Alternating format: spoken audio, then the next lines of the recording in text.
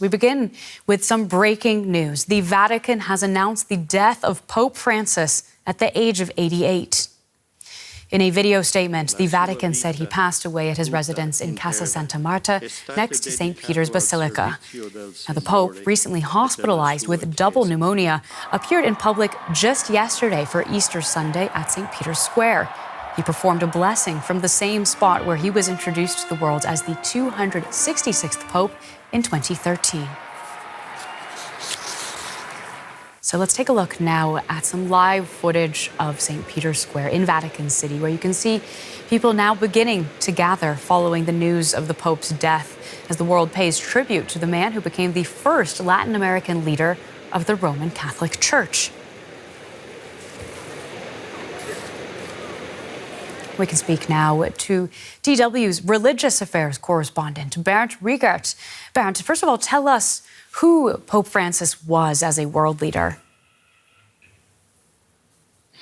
Well, he was, in fact, a very unusual pope, a pope like no one before him, because he broke with lots of traditions that were cherished in the Catholic Church. He tried to set in motion a lot of reforms against the Curia, the establishment in the Vatican.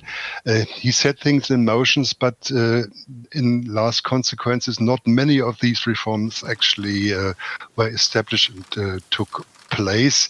He tried to reform the attitude towards women, towards priests that could be married, towards sexual orientations, child abuse, all these things he started, but nothing has been finalized yet, and now it's up to his predecessor to take on and to finalize his work. But the Pope Francis, he understood himself more like a priest in a cherish. He was not the theologist in chief, not the one that was leading the church like his predecessors did with papal briefs and lectures and stuff like that.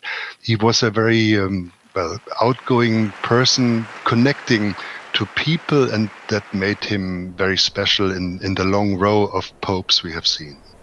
DW's religious affairs correspondent Bernd Rieger, stay with us as we take a look back now at the Pope's life and his legacy.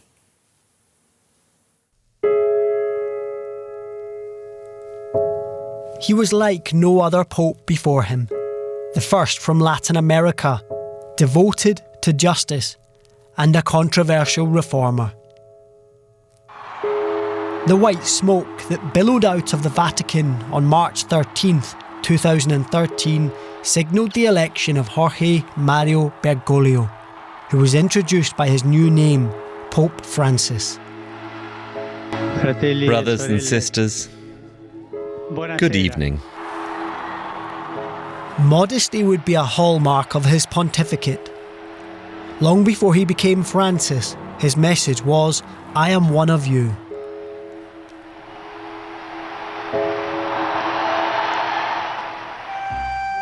Jorge Mario Bergoglio was the son of Italian immigrants in Argentina. He trained as a chemical engineer before studying theology. He then joined the Jesuit order and was ordained a priest in 1969. 30 years later, he was appointed Archbishop of Buenos Aires. He preferred taking the train to work rather than be driven around. He stayed true to form as Pope. We are used to the big American limousines, and this is a Mr. Bean car by comparison.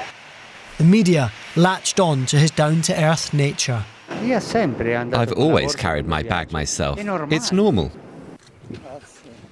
The difference between Francis and his predecessor Benedict XVI, who resigned from office, could not have been greater. Francis was comfortable in the spotlight.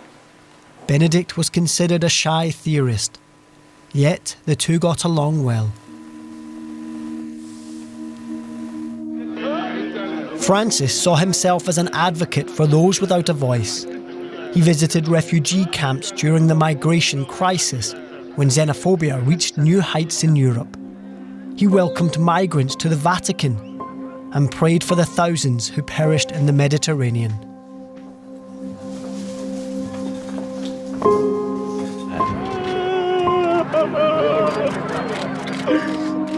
The sea, a cemetery. Francis was a political pope who supported peace negotiations in Colombia and in the Central African Republic. He played a crucial role in forging the way to a diplomatic thaw in relations between Cuba and the US under the Obama administration. And he prayed for peace in the Middle East, at Jerusalem's Western Wall, and at the wall Israel built around the Palestinian territories. Pope Francis didn't shy away from taking on the most powerful politicians in the world, as then US President Donald Trump soon learned. A person who repeatedly only thinks about building walls and not bridges is not a Christian.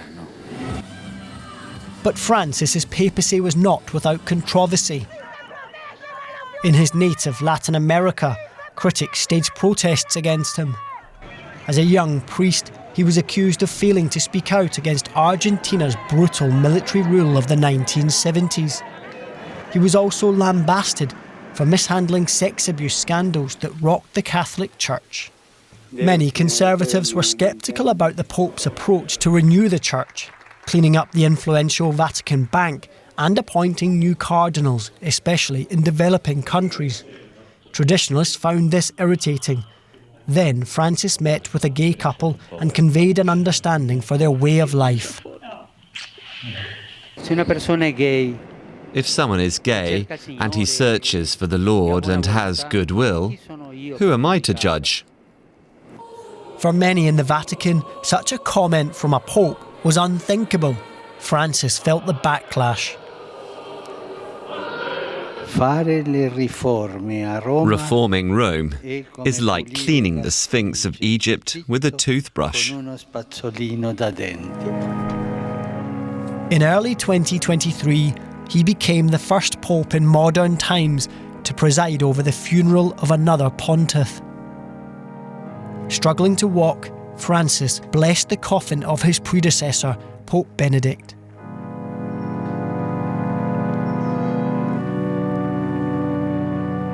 Tens of thousands packed into St. Peter's Square to attend the Mass and witness history.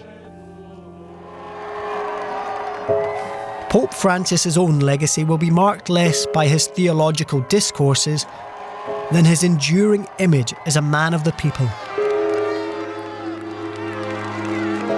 Because of his humble nature, he enjoyed a popularity like no other pontiff before him, not just among his church followers, but around the world.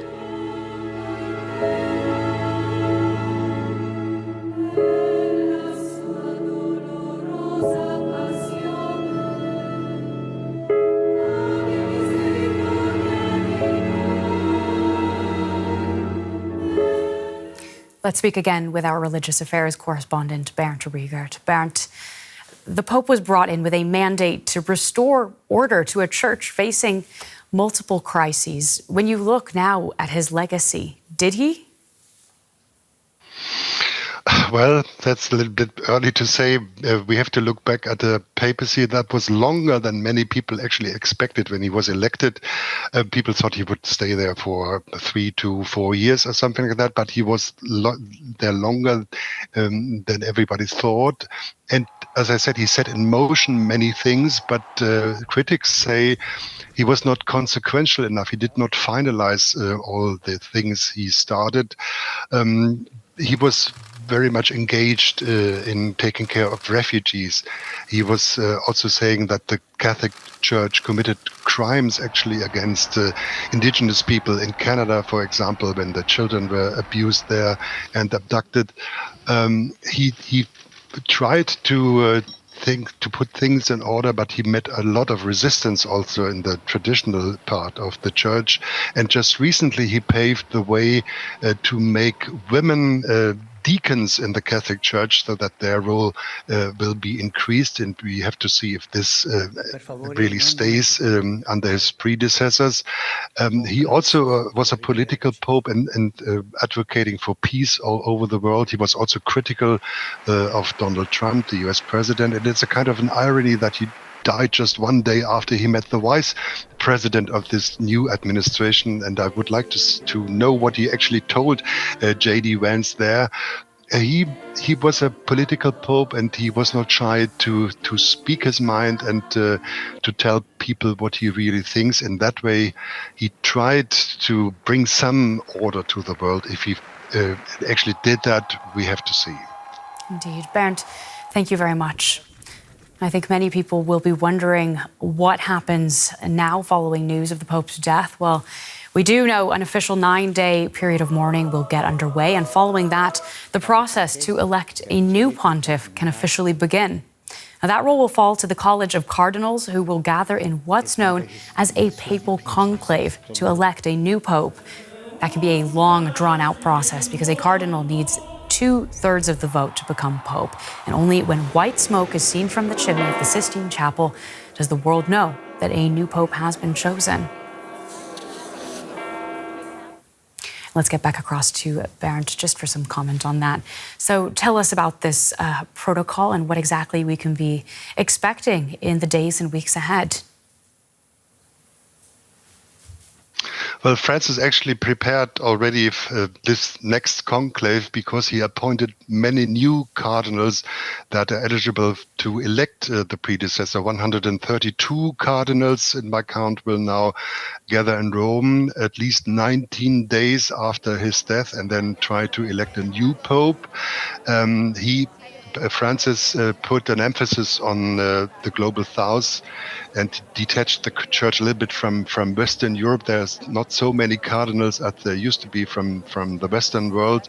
So people expect that now maybe a candidate from Asia might be elected pope, but it's not clear, of course. It's a secret vote, but there are many people that say this might be the next step. But there are also traditionalists that say now it's time to have a European, an Italian cardinal, actually, again, after 3 popes that did not come from Europe. But it's hard to tell actually what will be the outcome of this conclave. Will it be long? Will it be short? Nobody knows. But the sequencing is now 9 days of mourning. Then the Pope will be buried, and there will be a big public mass on St. Peter's Square. And then after 19 days, the conclave has to gather. It can be shorter than that, but 19 days is the limit. And then we will see who will be the next pontiff of the Catholic Church. 1.3 billion people in this church. Are there any indications of what kind of pope we might see in the future? As you've mentioned, Pope Francis was seen by many as a man of the people, but he also faced fierce criticism, both from conservatives who accused him of trashing cherished traditions, and then also by progressives for different reasons. Will that leave an impact on which pope we see next? Well, as I said, Francis tried to bring the pendulum to the reformist party or to the people that are not from the